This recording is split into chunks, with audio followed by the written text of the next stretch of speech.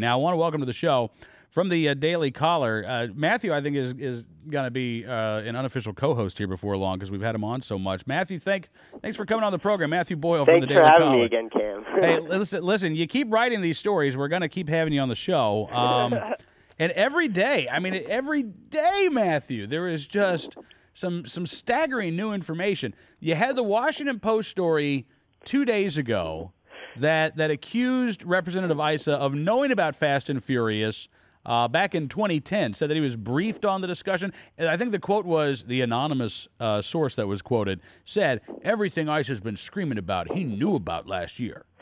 It's a complete lie. You called it. When we were talking the other night, you were like, they're going to try to start spinning this. They're going to start pulling out the Rahm Emanuel playbook. That's exactly what they're doing right now, except there's finally somebody here to catch them. There's a few of us out here that are watching this and keeping an eye on it. Yeah. And the most ironic thing about this is that this new story that they tried to feed to the Washington Post. First off, they tried to feed this to several other publications first. Let me make that clear. I don't know which publications they tried to feed it to. I certainly wasn't one of them.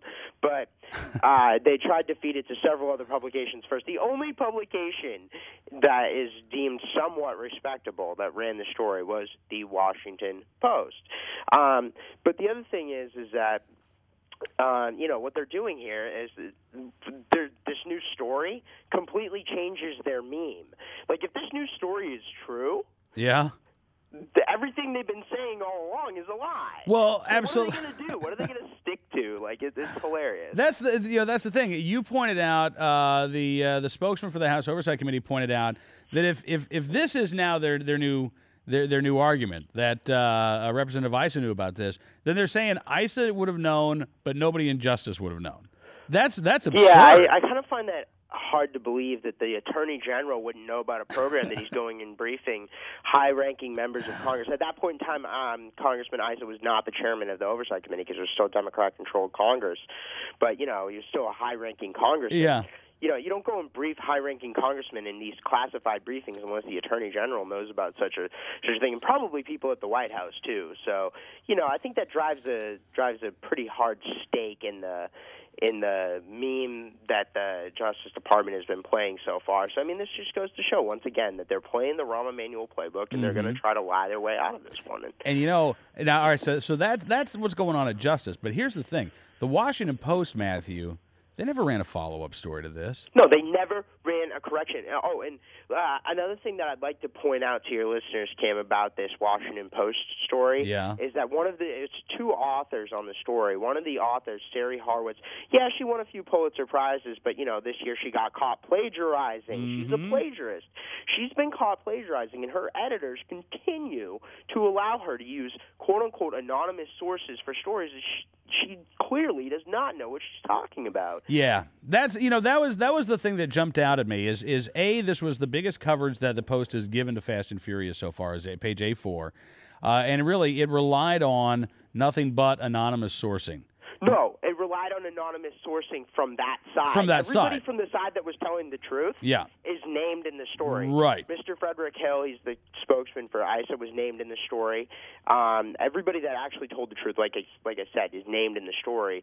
Just the people that were trying to spin this lie are not named in the story. Now, here's the other interesting top to this, Matthew. I don't know if you saw the story from the LA Times a couple hours ago, but apparently we've again heard from anonymous sources that ATF Acting Director Ken Melson was expected to step down this week.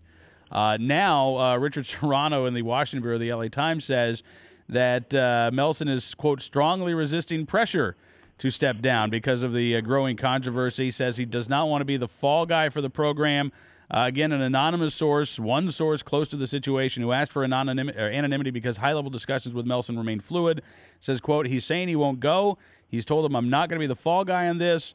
Second source said he's resisting. He doesn't want to go. He apparently, according to these sources, wants to go and testify, but hasn't been given approval by the Justice Department to go and talk to the House Oversight Committee. Well, I haven't seen the story yet, because you said it just went up a couple hours ago. Yeah. But, I would say that sounds like it's something that's believable, meaning that the top-ranking people in Justice Department are trying to make this guy their fall guy.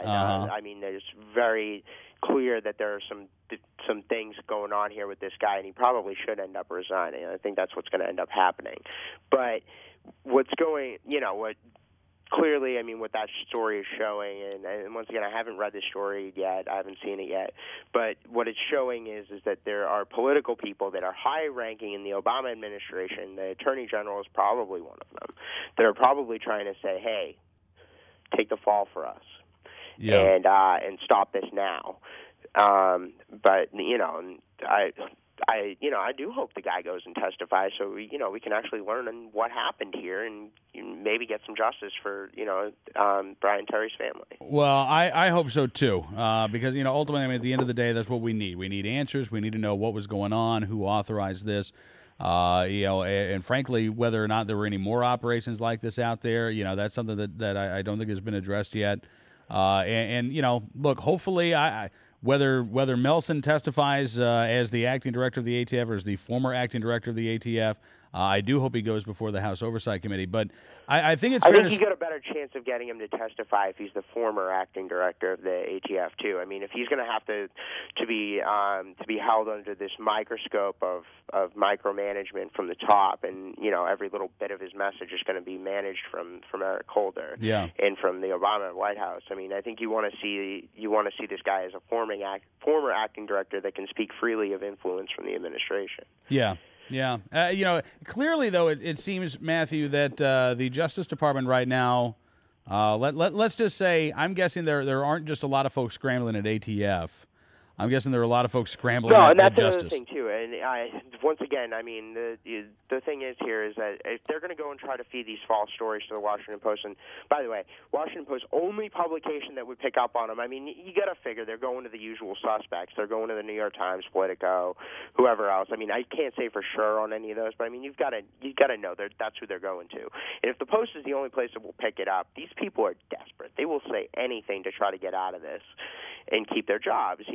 As Frederick Hill, ISIS spokesman, told me, is like, a lot of these people are probably looking themselves in the mirror every morning and wondering if they're going to have a career 6 months from now. Yeah. And, I mean, that causes people to do a lot of crazy things, like go and lie to the press. And, Frederick Hill, in the story that you posted yesterday, also made it very clear. He said that there were a lot of folks in Justice Department who knew about this. So that was another very clear indication that the knowledge and the awareness and perhaps the planning of Fast and Furious goes far beyond just the ATF.